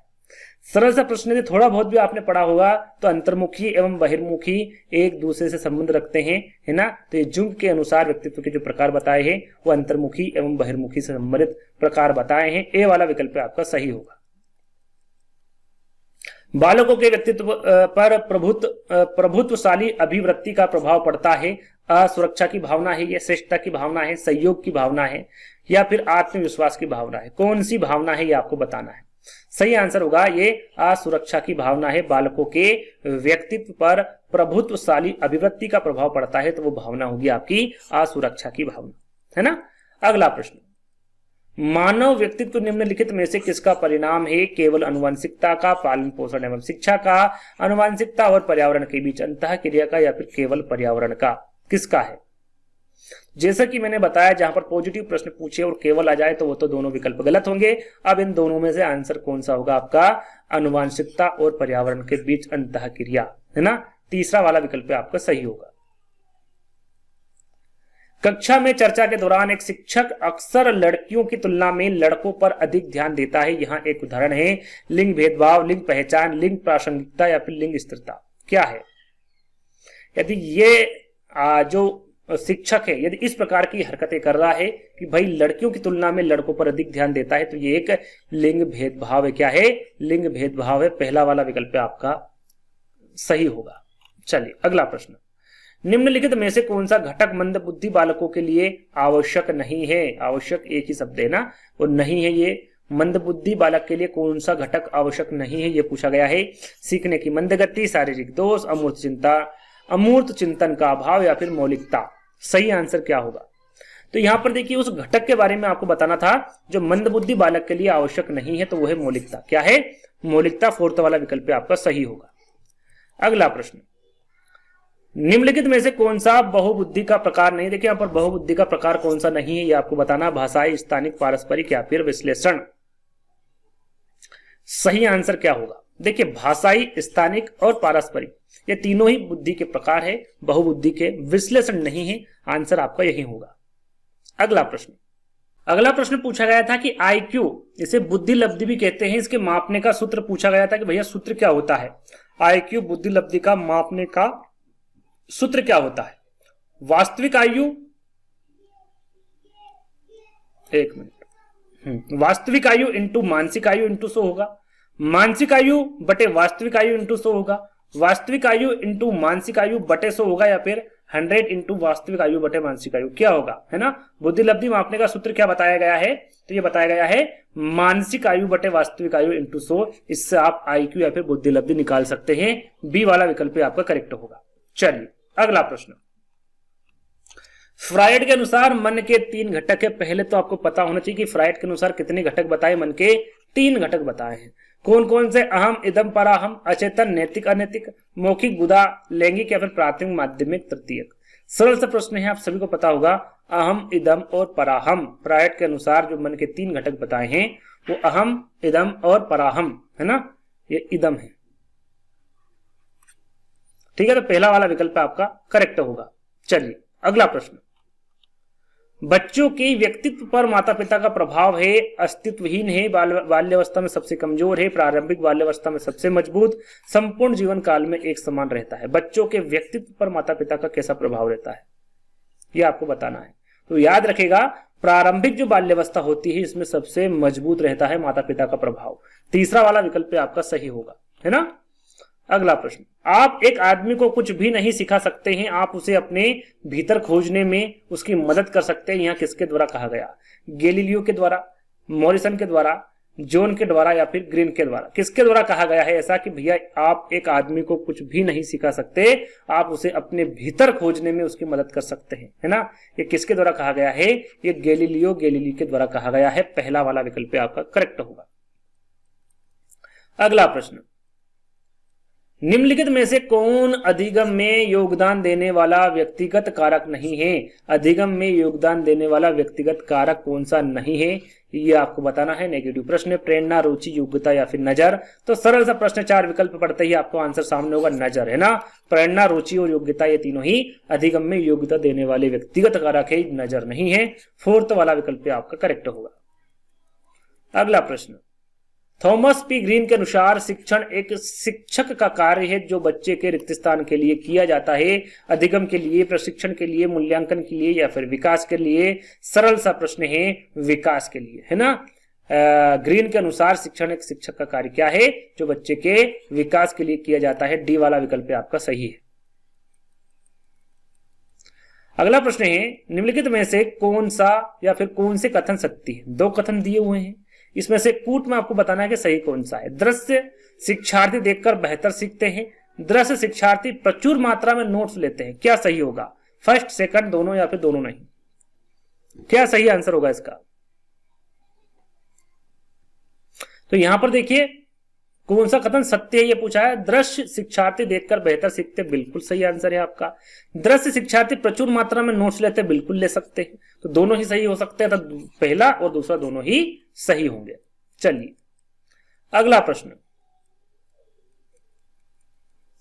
निम्नलिखित में से कौन दृश्य शिक्षार्थी के बारे में सत्य नहीं है? देखिए इससे पहले पूछा गया था कौन सा सत्य है, लेकिन यहां पर बताना है कौन सा सत्य नहीं है, ये आपको बताना है। वे दृष्टांतों और दृश्य प्रस्तुतियों से लाभान्वित होते हैं, वे आमतौर पर अपने काम में साफ सुथरे नहीं होते। तो जो सत्य नहीं है उसके बारे में आपको बताना है ना। तो आपका जो दूसरा वाला विकल्प है ये सत्य है, वे आमतौर पर अपने काम में साफ सुथरे नहीं, ये असत्य है, और ये सत्य है ना। वे दृष्टांतों और दृश्य प्रस्तुतियों से लाभान्वित तो बिल्कुल होते हैं। तो यहां पर पूछा कौन सा सत्य नहीं है, तो असत्य कौन सा है? आपका दूसरा वाला, और यही आपका करेक्ट आंसर होगा, केवल बी, है ना। जो प्रश्न में पूछा गया उसी का आंसर आपको देना। सत्य पूछते तो आपका पहला वाला करेक्ट होता है ना, लेकिन असत्य पूछा है तो बी वाला आपका सत्य, सेकंड वाला विकल्प आपका सत्य होगा, है ना। चलिए अगला प्रश्न, निम्नलिखित में से कौन थ्रस्टन लिखा हुआ है ना, निम्नलिखित में से कौन थ्रस्टन द्वारा सुझाई गई प्राथमिक मानसिक योग्यता नहीं है? प्राथमिक मानसिक योग्यता कौन सी नहीं है? संख्या, स्मृति, स्पीड या फिर रवैया? कौन सी नहीं है यह आपको बताना है। तो यहां पर जो प्राथमिक मानसिक योग्यता है वो आपकी संख्या होगी, स्मृति होगी और स्पीड होगी, रवैया नहीं होगा। 4th वाला विकल्प आपका सही होगा। अगला प्रश्न, बच्चे रिक्त स्थान के माध्यम से सीखते, किससे सीखते हैं? सामाजिक संपर्क से, सामाजिक भागीदारी से, किससे? कूट में आपको आंसर देना है। तो जो बच्चे होते हैं वो सामाजिक संपर्क से भी सीखते हैं, वो सामाजिक भागीदारी से भी सीखते हैं। दोनों ही आपका करेक्ट आंसर होगा, तो यानी कि तीसरा वाला सही आंसर होगा। चलिए अगला प्रश्न, विभिन्न प्रकार की अभिक्षमताओं के बारे में ज्ञान हमें अपने मेहनतों को कम करने और रिक्त स्थान को अधिकतम करने में सक्षम बनाता है। रिक्त स्थान भरे, यहां पर रिक्त स्थान की जगह क्या आएगा ये आपको बताना। समस्याएं, अधिगम, अध्ययन या फिर स्मरण शक्ति? सही आंसर क्या होगा? तो यहां पर देखिए विभिन्न प्रकार की अभिक्षमताओं के बारे में ज्ञान हमें अपने मेहनतों को कम करने और अधिगम, ये क्या आएगा? अधिगम को अधिकतम करने में सक्षम बनाता है। तो यहां पर अधिगम आपका करेक्ट आंसर होगा, है ना। चलिए अगला प्रश्न, परिपक्वता संबंधित है किससे? भैया वृद्धि की प्रक्रिया से, शिक्षण की प्रक्रिया से, उत्पादकता की प्रक्रिया से या फिर आवश्यकता की प्रक्रिया से? परिपक्वता संबंधित है किससे है? तो यह वृद्धि की प्रक्रिया से संबंधित है। पहला वाला विकल्प आपका सही होगा। अगला प्रश्न, बुद्धि की अवधारणा का सबसे पहला प्रयास रिक्त स्थान के कार्य से शुरू होने वाली साइकोमेट्रिक परंपरा थी। कौन सी? ये किसके द्वारा कहा गया है? तो ये नोम चोम्स्की, अल्फ्रेड बिने, नॉर्मन फिकेलस्टीन या फिर बर्डेल रसेल के द्वारा, किसके द्वारा कहा गया है? तो सही आंसर होगा ये अल्फ्रेड बीने के द्वारा कहा गया। बुद्धि की अवधारणा का सबसे पहला प्रयास अल्फ्रेड बीने के कार्य से शुरू होने वाली साइकोमेट्रिक परंपरा थी। बी वाला विकल्प आपका सही होगा। चलिए अगला प्रश्न, इनमें से कौन सा सही नहीं है? देखिए यहाँ पर नेगेटिव प्रश्न पूछा गया, कौन सा सही नहीं है ये आपको बताना है। हर किसी का अधिगम का अपना तरीका होता है। व्यक्तियों को दूसरों के अधिगम के तरीके का अनुसरण करना चाहिए। ऐसे कई सिद्धांत हैं जो अधिगम के बारे में हमारी समझ को आसान बनाते हैं या फिर बच्चे कैसे सीखते हैं इस बारे में जानने में शिक्षण अधिगम की पूरी प्रक्रिया आसान हो जाती है।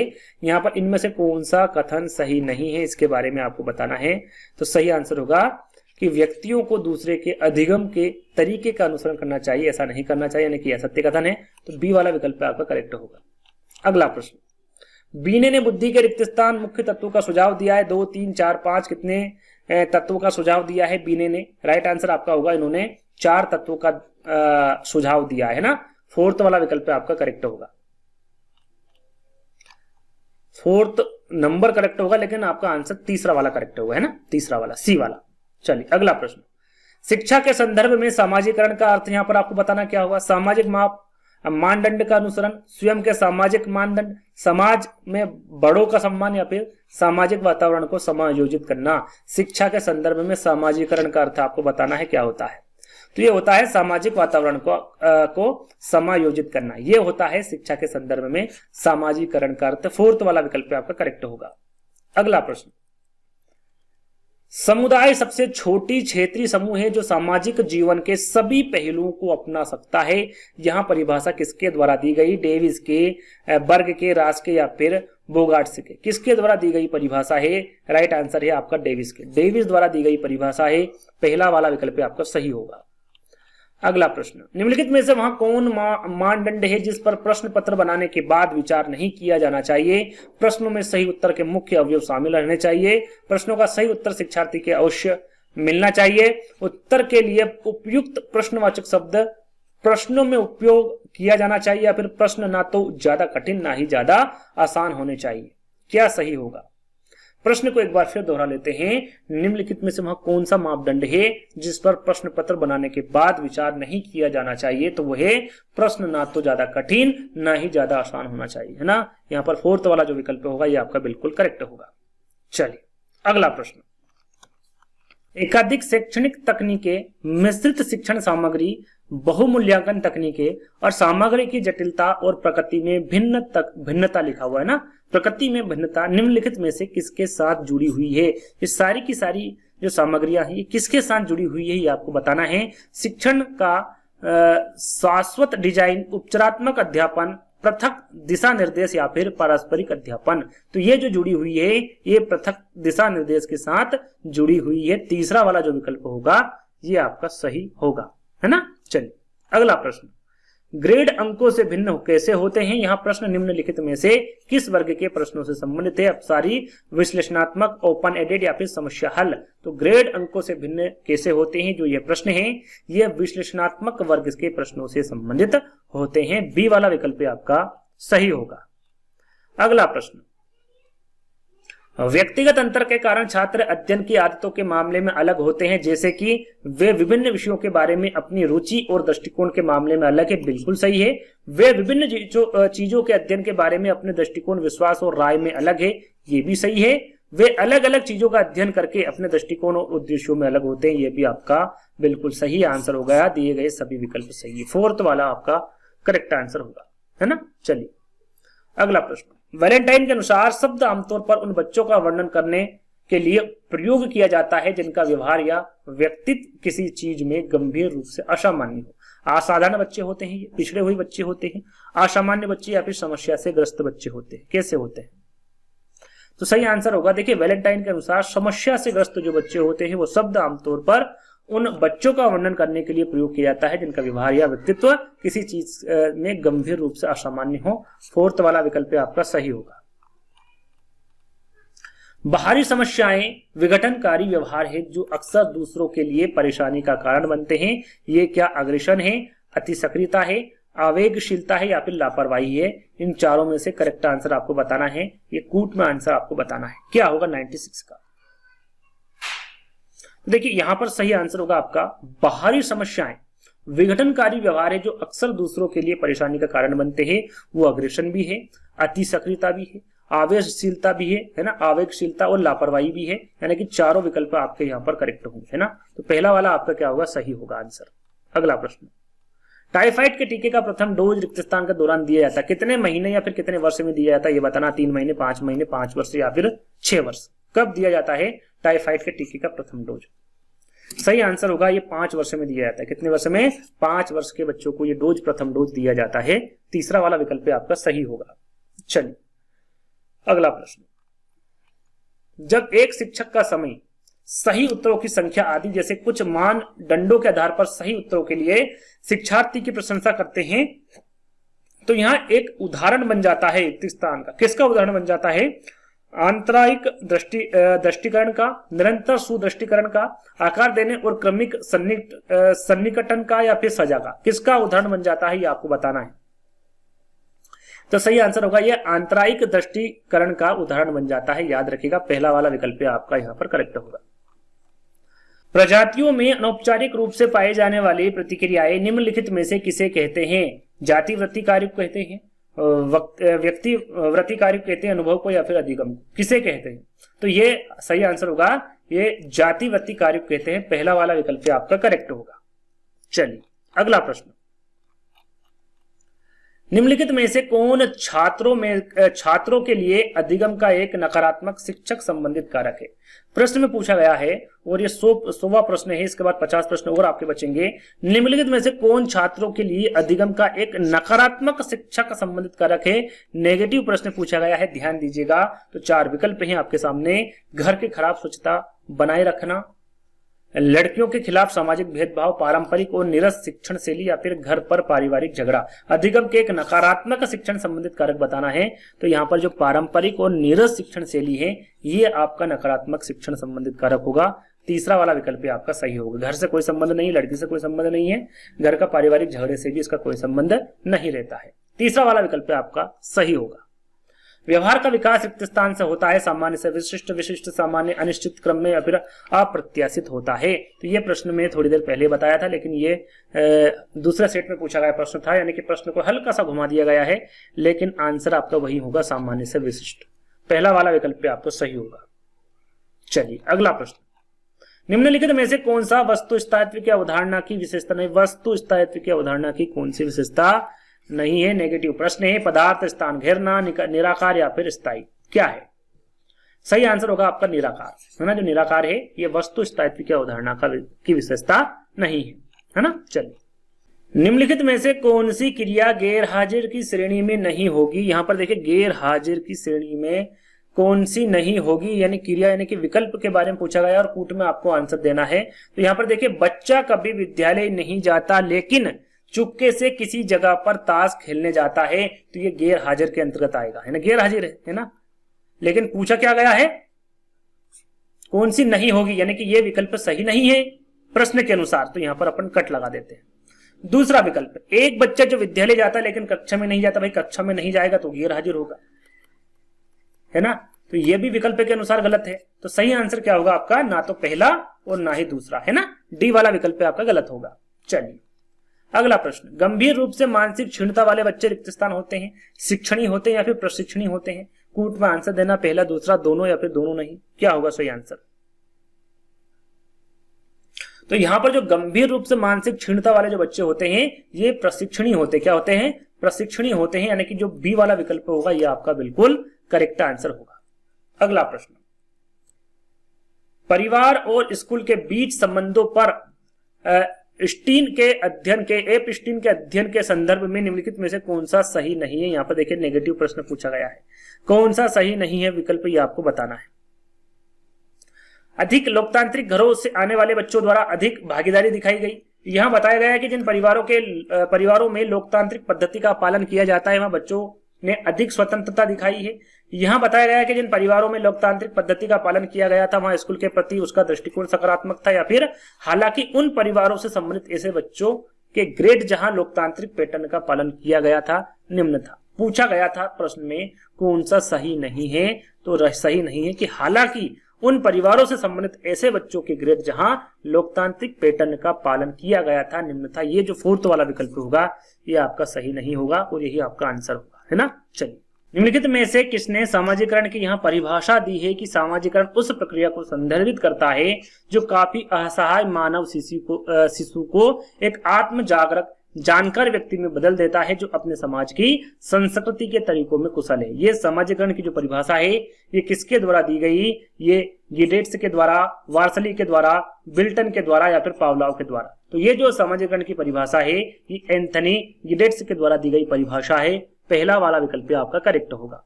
अगला प्रश्न, पावलोव के सिद्धांत के तहत जो लार थी ये क्या थी?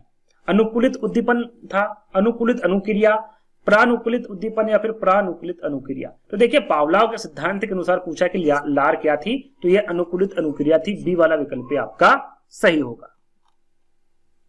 अगला प्रश्न, रविन्द्रनाथ टैगोर का विचार मुख्यतः रिक्त स्थान के विचारों से शासित था। किसके? सार्वभौमिकवाद, सांस्कृतिक सापेक्षवाद, अति अनुरक्ति या फिर उपयोगिता। यहां पर सही आंसर क्या होगा? तो यहां आपका सही आंसर होगा रविन्द्रनाथ टैगोर का जो विचार मुख्यतः है ये सार्वभौमवाद के विचार से शासित था। यहां पर पहला वाला जो विकल्प होगा ये करेक्ट होगा। अगला प्रश्न, रेमंड केटल के सिद्धांत के अनुसार बढ़ती उम्र के साथ ठोस बुद्धि का क्या होता है? क्रिस्टलाइज्ड इंटेलिजेंस इसको इंग्लिश में कहा जाता है। ये क्या होता है? बढ़ती है, गिरावट आती है, स्थिर रहती है या फिर निर्धारित नहीं किया जा सकता। क्या होगा आंसर? सही आंसर क्या होगा? देखिए रेमंड केंडल के सिद्धांत के अनुसार बढ़ती उम्र के साथ ठोस बुद्धि जो है ये बढ़ती है। क्या है? बढ़ती है। पहला वाला विकल्प आपका सही होगा।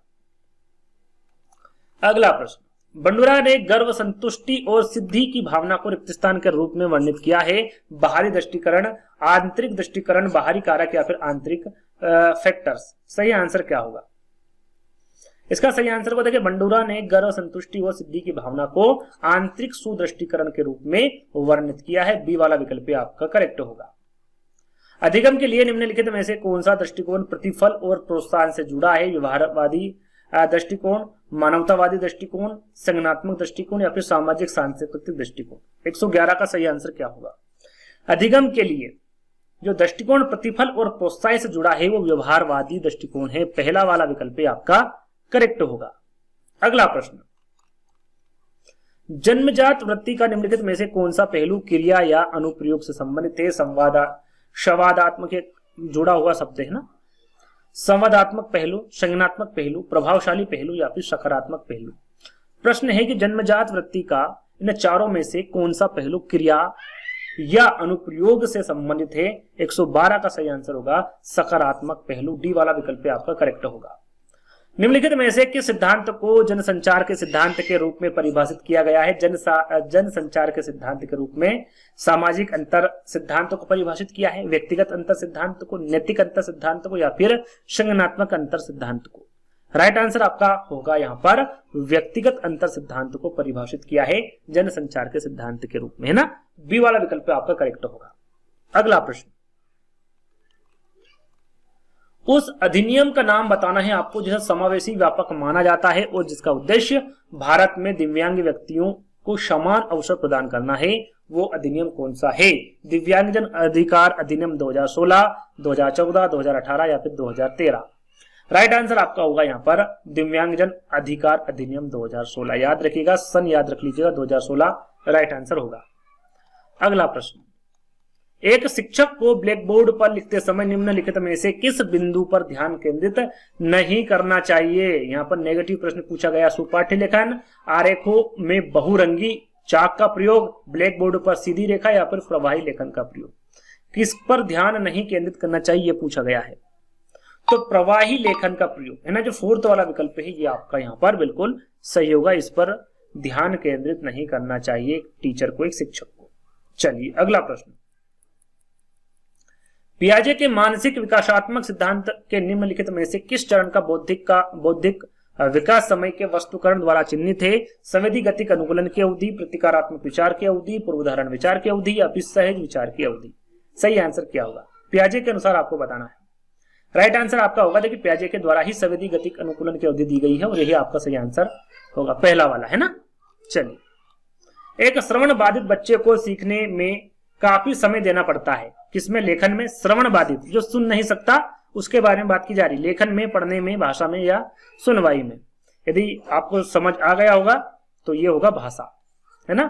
श्रवण, जो सुन नहीं सकता, है ना। श्रवण बाधित, बच्चे को सीखने में काफी समय देना पड़ता है, जो भाषा है उसमें बच्चे को काफी समय देना पड़ता है, भाषा वो बहुत समय लेता है सीखने में, है ना। तो तीसरा वाला विकल्प आपका करेक्ट होगा। अगला प्रश्न, संज्ञानात्मक विकास के सिद्धांत में किसने विकास के 4 चरण बताए? संवेदी पेशी अवस्था, पूर्व सक्रियात्मक अवस्था, मूर्त सक्रियात्मक अवस्था और अमूर्त सक्रियात्मक अवस्था। इसके बारे में सभी को पता है, सरल सा प्रश्न है। ये ले वाइगोत्स्की की होंगी, पियाजे, कोहलबर्ग, या फिर इनमें से कोई नहीं, तो ये जीन पियाजे होंगे। जीन पियाजे ने संज्ञानात्मक विकास के सिद्धांत में विकास की कितनी अवस्थाएं बताई? 4 बताई, है ना। पहली अवस्था है, ये याद रखिएगा, ये पहले नंबर पे है, ये दूसरे नंबर पे है, ये तीसरे नंबर पे है, और चौथी अवस्था बताई है अमूर्त सक्रियात्मक अवस्था, है ना। तो बी वाला विकल्प आपका करेक्ट होगा। चलिए अगला प्रश्न, निम्नलिखित में से कौन सीखने की प्रक्रिया में सक्रिय भागीदार है? ये 119वां प्रश्न, यहाँ पर संख्या लिखी हुई है ना। कौन सीखने की प्रक्रिया में सक्रिय भागीदार है, यहाँ पर बताना। शिक्षक, शिक्षार्थी, इन दोनों में से सही आंसर क्या होगा? ये ए है, ये बी है, ये सी है और ये डी है ना। चलिए बताइए। तो यहां पर क्या पूछा गया? सीखने की प्रक्रिया में सक्रिय भागीदारी, इसमें बच्चा भी होता है और शिक्षक भी होता है, ना कि शिक्षक भी और शिक्षार्थी भी, दोनों ही इसमें सही आंसर होंगे, यानी कि पहला और दूसरा दोनों ही सही होंगे। चलिए अगला प्रश्न, प्रभावी शिक्षण है क्या है? सहयोगी या फिर विचारोत्तेजक है? क्या है भाई प्रभावी शिक्षण? दोनों में आंसर आपको कूट में ही देना है। यहां पर फर्स्ट लिखा हुआ है, यहां पर सेकंड लिखा हुआ है और यहां पर फर्स्ट लिखा हुआ है ना। तो प्रभावी शिक्षण आपका सहयोगी और विचारोत्तेजक दोनों ही होगा, यानी कि यहां पर भी सी वाला विकल्प ही आपका करेक्ट होगा। अगला प्रश्न, व्यक्तित्व का मनोविश्लेषिक सिद्धांत, व्यक्तित्व का मनोविश्लेषिक सिद्धांत रिक्त स्थान के द्वारा दिया गया, यह आपको बताना। केली, आल्पोर्ट, सेल्डर या फिर सिगमंड फ्रायड। सरल सा प्रश्न है। मनोविश्लेषण यदि आपको याद होगा तो किसके द्वारा दिया गया है? तो ये आपका सिगमंड फ्रायड द्वारा दिया गया है। अहम इदम पराहम, जैसा कि मैंने थोड़ी देर पहले आपको बताया था, इन्हीं के द्वारा दिया गया है ना। तो डी वाला विकल्प आपका सही होगा। चलिए अगला प्रश्न, अत्यधिक संरचित मनोवृत्ति वाले व्यक्ति में एक इच्छा होती है। कौन सी इच्छा होती है भैया?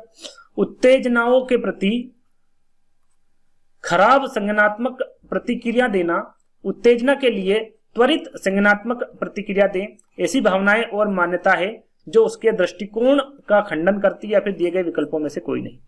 यहां पर एक इच्छा बतानी है, किसकी? अत्यधिक संरचित मनोवृत्ति वाले व्यक्ति की। कौन सी इच्छा होती है? सही आंसर होगी उसकी इच्छा होगी उत्तेजना के लिए त्वरित संज्ञानात्मक प्रतिक्रिया दें। बी वाला विकल्प आपका करेक्ट होगा। चलिए अगला प्रश्न, सांस्कृतिक दृष्टिकोण से पिछड़े परिवार या फिर पृष्ठभूमि से संबंधित एक बच्चे को आपके विद्यालय में प्रवेश दिया गया है, तो अब आप क्या करेंगे? ये आपको बताना है। सांस्कृतिक दृष्टिकोण से पिछड़े परिवार यानी कि पृष्ठभूमि से संबंधित एक बच्चे को आपके विद्यालय में प्रवेश दिया गया है, तो आप क्या करेंगे? ये आपको बताना है। उसे ऐसी कक्षा में रखेंगे जिसमें सांस्कृतिक दृष्टि से पिछड़े पृष्ठभूमि के अनेक विद्यार्थी, वैसा आप नहीं कर सकते। बच्चे की पिछड़ी सांस्कृतिक पृष्ठभूमि के बारे में अधिक जानने की शिक्षक को भेजेंगे, ये भी आप नहीं कर सकते। उसे सामान्य कक्षा में रखेंगे, लेकिन उसकी विशेष जरूरतों को ध्यान में रखते हुए पढ़ाने की विशेष व्यवस्था करेंगे। विशेष व्यवस्था करने की कोई आवश्यकता नहीं है। उसे व्यावसायिक शिक्षा लेने की सलाह देंगे, बिल्कुल आप उसे व्यावसायिक शिक्षा लेने की सलाह देंगे। फोर्थ वाला विकल्प जो होगा वो आपका करेक्ट होगा। चलिए अगला प्रश्न, शब्दावली सीखने का कौन सा तरीका बहुत अच्छा नहीं है? यहां पर देखिए पूछा क्या गया है, कौन सा शब्दावली सीखने का अच्छा तरीका नहीं है, ये पूछा गया है। लिखना, फिल्में देखना या फिर बात करना और पढ़ना। यहां पर केवल 1, केवल 2, केवल 3, 1 और 2 दोनों सही। क्या होगा? 124 का आंसर क्या होगा? तो यहां पर सही आंसर होगा क्या? 1 और 2 दोनों सही है, यानी कि लिखना और फिल्म देखना, ये दोनों ही सीखने में शब्दावली सीखने का कौन सा तरीका बहुत अच्छा नहीं है? तो लिखना और फिल्म देखना, है ना। यहां पर आपका जो डी वाला विकल्प होगा ये आपका सही होगा। चलिए अगला प्रश्न, कौन सा कथन गलत है? यहां पर गलत कथन की पहचान करना है। समय से पहले का बच्चा कमजोर होता, बिल्कुल कमजोर होता, ये कथन सही है, लेकिन हमें यहां पर गलत कथन का चयन करना कि कौन सा गलत है। एक समय से पहले बच्चे के अंडकोश जन्म के बाद अंडकोश की थैली में नहीं उतरते हैं, जैसा कि एक सामान्य बच्चे के मामले में होता है। ये भी आपका जो दूसरा वाला विकल्प है बिल्कुल करेक्ट है। समय से पहले बच्चे का रोना और अन्य आवाजें कमजोर होती, बिल्कुल सही है ये भी आपका। समय से पहले बच्चे का वजन हमेशा एक सामान्य बच्चे से अधिक होता है, तो अधिक नहीं होता है। यदि बच्चा पहले पैदा हो गया तो उसका जो वजन होगा वो कम होगा, ना कि अधिक होगा। तो जो फोर्थ वाला विकल्प होगा ये आपका करेक्ट होगा, है ना। चलिए अगला प्रश्न है आपका, जिस तरह से कौशल और अभ्यास का उपयोग करने की कला को सीखने के लिए दिया जाता है उसे क्या कहा जाता है? सीखना, अर्जन, विद्वता या फिर पठन, क्या कहा जाता है? तो इसे सीखना कहा जाता है। क्या कहा जाता है? इसे सीखना कहा जाता है। पहला वाला विकल्प आपका सही होगा। चलिए अगला प्रश्न, बेहतर लैंगिक समानता चाहना रिक्त स्थान लक्षण का एक उदाहरण किसका है, या लक्ष्य का एक उदाहरण है? लघु अवधि, दीर्घावधि, सामाजिक या फिर व्यक्तिगत? सही आंसर क्या होगा? तो बेहतर लैंगिक समानता चाहना ये सामाजिक लक्ष्य का एक उदाहरण है। किसका? सामाजिक लक्ष्य का। तो तीसरा वाला जो विकल्प होगा ये आपका करेक्ट होगा। अगला प्रश्न, शिक्षण रिक्त स्थान के अनुसार होना चाहिए। शिक्षकों के मानसिक स्तर का होना चाहिए, छात्रों के मानसिक स्तर का, प्रधानाध्यापक के मानसिक स्तर का, या फिर माता पिता के मानसिक स्तर का? शिक्षण कैसा होना चाहिए ये पूछा गया है। तो सही आंसर होगा आपका छात्रों के मानसिक स्तर के अनुसार होना चाहिए शिक्षण। बी वाला जो विकल्प होगा ये आपका करेक्ट होगा। चलिए अगला प्रश्न, निम्नलिखित कथनों पर गौर करना है आपको, और क्या करना है कि सही कोट का चयन करना है ना, जो सही है उसका चयन करना है। एक बच्चे के लिए बोलना शुरू करना ज्यादातर परिपक्वता से प्रभावित होता है। कोई भी उचित अभ्यास के बिना धारा प्रवाह और अर्थपूर्ण ढंग से नहीं बोल सकता है, जो अनिवार्य रूप से अधिगम से प्रभावित होता है। सही कोड का चयन करना है, पहला, दूसरा, तीसरा, चौथे में से, है ना, 4 विकल्प में से सही कौन सा है। तो यहां पर देखिए दोनों ही कथनों पर गौर किया और दोनों ही कथन सही है, यानी कि ये जो फोर्थ वाला विकल्प है, दोनों फर्स्ट और सेकंड है ना, तो फोर्थ वाला विकल्प आपका यहां पर करेक्ट होगा। चलिए अगला प्रश्न, पियाजे के व्यक्तिगत विकास के चरणों का औपचारिक संचालन चरण किस उम्र में विकसित होता है? पियाजे के अनुसार कितने चरण बताए? 4 है ना, और सारे चरण के बारे में आपको बता चुका हूं। तो यहां पर पूछा गया है कि पियाजे के व्यक्तिगत विचारों के चरणों का औपचारिक संचालन चरण, जो कि लास्ट वाला चरण होता, फोर्थ वाला चरण होगा ये, है ना, वो कौन सा होता है? तो 12 साल से अधिक, है ना, फोर्थ वाला विकल्प आपका सही होगा।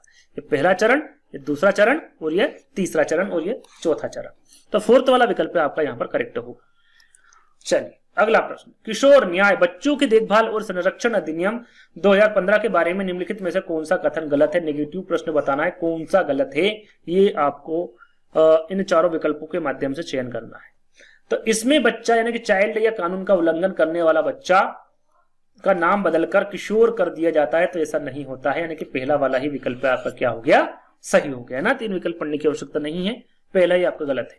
चलिए अगला प्रश्न है, किशोर न्याय अधिनियम 2015 के अनुसार छोटे अपराधों में वे अपराध शामिल है जिनके लिए भारतीय दंड संहिता या फिर तत्समय प्रवृत्त किसी अन्य विधि के अधीन अधिकतम दंड रिक्त स्थान है। कितना है भैया? 3 साल तक है, 3 साल या फिर उससे अधिक के लिए है, 4 साल तक, या फिर 4 साल या उससे अधिक के लिए। कितने साल का है?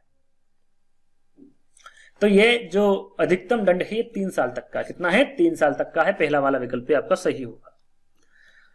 अगला प्रश्न, धीमी गति से सीखने वाले छात्रों को निम्नलिखित में से किन समस्याओं का सामना करना पड़ता है? संज्ञानात्मक सीखने की समस्या, सामाजिक समस्या, भावनात्मक समस्या। सही कूट में आंसर देना है, किसकी समस्या होगी, किन समस्याओं का सामना करना पड़ता है धीमी गति से सीखने वाले छात्रों को? तो आपका यहां पर सही आंसर होगा संज्ञानात्मक सीखने की समस्या, सामाजिक समस्या और भावनात्मक समस्या। तीनों का ही समस्याओं का सामना करना पड़ता, तीनों की, है ना। तो तीनों कहां लिखा? बी वाले विकल्प में केवल फर्स्ट, सेकंड और थर्ड, है ना। जो बी वाला विकल्प होगा ये आपका करेक्ट होगा। चलिए अगला प्रश्न, स्थिर पारिवारिक स्थितियों और परिवार में संघर्ष और तनाव बच्चों के रिक्त स्थान होने के कुछ कारण है। क्या कारण है भैया? धीमा सीखने वाला बच्चा है ये, कि कम उपस्थित हासिल करने वाला बच्चा है? परिवार में संघर्ष और तनाव वाले बच्चों के लिए कुछ कारण आपको बताना है कि किस कारण होता है ऐसा बच्चा। कूट में आपको आंसर देना है। 134 का आंसर क्या होगा? तो ये होगा दोनों ही, धीमा सीखने वाला और कम उपलब्धि हासिल करने वाला बच्चा, है ना। जो सी वाला विकल्प होगा ये आपका करेक्ट होगा। व्यवहार वांशिकी के संबंध में निम्नलिखित में से कौन सा सही नहीं है? देखिए यहां पर व्यवहार व अनुवांशिकी के संबंध में पूछा गया है कि कौन सा कथन सही नहीं है। नेगेटिव प्रश्न पूछा गया है। 4 विकल्प पढ़ूंगा, आपका समय खराब होगा। डायरेक्टली मैं आंसर बता देता हूं। यदि आपको आंसर का चयन करना है तो वीडियो को पुश कर लीजिएगा, है ना। इसका सही आंसर होगा बी वाला। व्यवहार वांशिकी पूरी तरह से पर्यावरणीय ताकतों द्वारा आकार लेती है। बी वाला जो विकल्प होगा ये आपका करेक्ट होगा। अगला प्रश्न, छोटे बच्चे बिना किसी समस्या के एक बड़े पहिए की सवारी से लेकर तिपहिया साइकिल की सवारी तक जा सकते हैं। या निम्नलिखित में से किसका उदाहरण है? समावेशन, समंजन का, प्राथमिक चरण का या फिर माध्यमिक चरण का। तो इस प्रकार का जो उदाहरण है ये समावेशन का उदाहरण है। किसका है? समावेशन का उदाहरण है। पहला वाला विकल्प आपका सही होगा। प्रगतिशील शिक्षा निम्नलिखित में से किसे बढ़ावा देती है? शिक्षार्थी का निष्क्रिय जुड़ाव से, महत्वपूर्ण सोच से, शिक्षा के केंद्र में शिक्षक दोनों चाहिए या फिर 4 दीवारी के अंदर सीखना। क्या होगा सही आंसर? तो यहां पर देखिए प्रगतिशील शिक्षा जो है वो महत्वपूर्ण सोच को बढ़ावा देती है। किसको? महत्वपूर्ण सोच को बढ़ावा देती है। डी वाला विकल्प आपका सही होगा। अगला प्रश्न, ठोस बुद्धि काफी हद तक निम्नलिखित में से किस पर निर्भर करता है? अनुवांशिकता पर, प्रशिक्षण पर, शिक्षा पर या फिर अनुभव पर? किस पर करता है? तो ये करता है आपका अनुभव पर। जो ठोस बुद्धि होती है काफी हद तक अनुभव पर निर्भर करता है। डी वाला विकल्प आपका सही होगा। अगला प्रश्न, यदि मानसिक आयु कलानुक्रमिक आयु से अधिक हो तो बुद्धि लब्धि रिक्त स्थान से अधिक प्राप्त होती है। कितनी होती है? 50, 75, 90 या फिर 100? किससे अधिक प्राप्त होती है? तो सही आंसर होगा आपका 140 का 100। 100 से अधिक प्राप्त होती है बुद्धि लब्धि। याद रखिएगा, फोर्थ वाला विकल्प आपका सही होगा। रिक्त स्थान विधि में किसी व्यक्ति के मनोवैज्ञानिक गुणों तथा उसके मनोसामाजिक और भौतिक पर्यावरण का संदर्भ में उसके मनोवैज्ञानिक इतिहास आदि का गहनता से अध्ययन किया जाता है। किस विधि में? मनोवैज्ञानिक परीक्षण विधि में, प्रेक्षण विधि में, व्यक्ति अध्ययन विधि में या फिर साक्षात्कार विधि में? किस में किया जाता है? तो ये किया जाता है व्यक्ति अध्ययन विधि में। याद रखिएगा, तीसरा वाला विकल्प आपका सही होगा। निम्नलिखित में से कौन सा तंत्र व्यक्ति के आंतरिक परिवेश को सशक्त करता है और हृदय गति, रक्तचाप, रक्त में शर्करा की मात्रा इत्यादि में कमी ना होने देने के लिए नियंत्रित करता है? अनुकंपी, परानुकंपी, अनुकंपी और परानुकंपी दोनों या फिर ना तो अनुकंपी और ना ही परानुकंपी? क्या सही आंसर होगा? तो इसका सही आंसर होगा आपका अनुकंपी। पहला वाला विकल्प जो होगा वो आपका करेक्ट होगा। अगला प्रश्न है, शोध से पता चलता है कि सामाजिक और सांस्कृतिक रूप से गरीब पृष्ठभूमि के शिक्षार्थियों को शैक्षणिक उपलब्धि में समस्याओं का सामना करना पड़ता है। इसे किस रूप में जाना जाता है? सांस्कृतिक रूप में खराब मॉडल, सामाजिक रूप से गरीब मॉडल, नैतिक रूप से गरीब मॉडल या फिर शिक्षार्थी खराब मॉडल? किस रूप में जाना जाता है? राइट आंसर होगा आपका इसे सांस्कृतिक रूप से खराब मॉडल में जाना जाएगा। पहला वाला विकल्प आपका सही होगा। चलिए अगला प्रश्न, रिक्त स्थान के अनुसार पारितोषिक अधिगमन को प्रोत्साहित करता है और सजा का विपरीत प्रभाव पड़ता है। उदाहरण के लिए किसी कार्य की सिद्धि खुशी देती है और शिक्षार्थी इसे बार बार करना पसंद करता है। ये कौन से नियम के अनुसार होगा? प्रभाव का नियम, तत्परता का नियम, विविध प्रतिचारों का नियम या फिर अभिवृत्ति का नियम? राइट आंसर होगा ये प्रभाव के नियम के अंतर्गत आएगा। पहला वाला विकल्प आपका सही होगा। अगला प्रश्न, निम्नलिखित में से कौन सा तरीका एक शिक्षक को विज्ञान में हमेशा कम अंक प्राप्त करने वाले शिक्षार्थी या फिर विद्यार्थी के साथ निपटने में मदद करेगा? एक विज्ञान में हमेशा कम अंक प्राप्त करता है बच्चा, तो उसके साथ निपटने में कौन सा जो विकल्प है वो मदद करेगा? उसके साथ माता पिता से शिकायत करना ये उचित नहीं है। समस्या क्षेत्र को समझना, बिल्कुल समस्या क्षेत्र को समझकर उसे समझाना या फिर उसको मदद करना, ये सही रहेगा। आपका बी वाला विकल्प आपका करेक्ट आंसर होगा। चलिए अगला प्रश्न, परिवर्ती शब्द रीडर एक शिक्षण और सीखने की रणनीति है जो किस प्रकार के शिक्षार्थी पर लागू होती? किस प्रकार के शिक्षक पर लागू होगी भैया? ये देखकर सीखने वाला, सुनकर सीखने वाला, गतिक शिक्षार्थी या फिर कर्ण शिक्षार्थी? तो ये देखकर सीखने वाले पर लागू होगी, है ना। पहला वाला जो विकल्प होगा ये करेक्ट होगा। अगला प्रश्न, कोहलबर्ग के नैतिक विकास सिद्धांत के किस चरण में दंड जैसे सुदृढ़ीकरण नैतिक संहिता को परिभाषित करते? पूर्व परंपरागत स्तर में, परंपरागत स्तर में, उत्तराध परंपरागत स्तर में या फिर भूतपूर्व परंपरागत स्तर में? कौन सा सही होगा? तो ये होगा आपका पूर्व परंपरागत स्तर। पहला वाला विकल्प आपका सही होगा, है ना। चलिए अगला प्रश्न, एक छोटी कोशिका से शुरू होने वाला जीवन मनुष्य के शरीर, मन और व्यक्तित्व के अन्य पहलुओं को एक निरंतर प्रवाह के माध्यम से विकसित करता है। रिक्त स्थान के सिद्धांत के तहत आता है। कौन से सिद्धांत के तहत आएगा? क्रम समरूपता का सिद्धांत, व्यक्तिक भिन्नता का सिद्धांत, निरंतरता का सिद्धांत या फिर एकीकरण का सिद्धांत। सही आंसर कौन सा होगा? कौन से सिद्धांत के तहत आता है? तो सही आंसर होगा ये निरंतरता के सिद्धांत के अंतर्गत आएगा। तीसरा वाला विकल्प आपका सही होगा। चलिए अगला प्रश्न, निम्न में से कौन अंतःस्रावी ग्रंथियां द्वारा स्रावित शक्तिशाली रासायनिक पदार्थ है जो रुधिर प्रवाह द्वारा शरीर में परिवहन किया जाता है? जीन, सूत्रगुण, हार्मोन्स या फिर डीएनए? सही आंसर होगा आपका हार्मोन्स, है ना। सही आंसर क्या होगा आपका? सी वाला हार्मोन्स, है ना। चलिए अगला और अंतिम प्रश्न, जैसा कि टोटल मैंने 150 प्रश्न बताए थे और भी इससे आगे हम प्रश्न ला सकते हैं। लगभग 1000 प्रश्न हम यहाँ पर ला सकते हैं आपके, जब तक आपकी एग्जाम ना हो तब तक, है ना। तो आपको ज्यादा ज्यादा इस वीडियो को लाइक करना, शेयर करना, चैनल को सब्सक्राइब कर लेना है। आगे 150 से और भी ज्यादा प्रश्न यहाँ पर मिल सकते हैं, लगभग 1000, है ना। तो अंतिम प्रश्न, निम्न में से कौन सा सामाजिकरण प्रक्रिया का एक चरण है? अनुमोदित सामाजिक भूमिकाएं निभाना सीखना, सामाजिक रूप से अनुमोदित तरीकों से व्यवहार करना सीखना, सामाजिक दृष्टिकोणों का विकास, या पर दिए गए सभी विकल्प। तो यहाँ पर सामाजिकरण प्रक्रिया का चरण बताना था, तो ये तीनों ही चरण है, यानी कि दिए गए सभी विकल्प सही होंगे। फोर्थ वाला विकल्प आपका यहाँ पर करेक्ट होगा। तो आज के जो 150 प्रश्न थे वो यहीं पर समाप्त होते हैं। आज का वीडियो आपको कैसा लगा कमेंट्स के माध्यम से बताना है। यदि अच्छा लगे तो वीडियो को लाइक करना है, शेयर करना है, चैनल को सब्सक्राइब कर लेना है। अगले वीडियो में जल्दी ही मिलेंगे, जब तक के लिए धन्यवाद।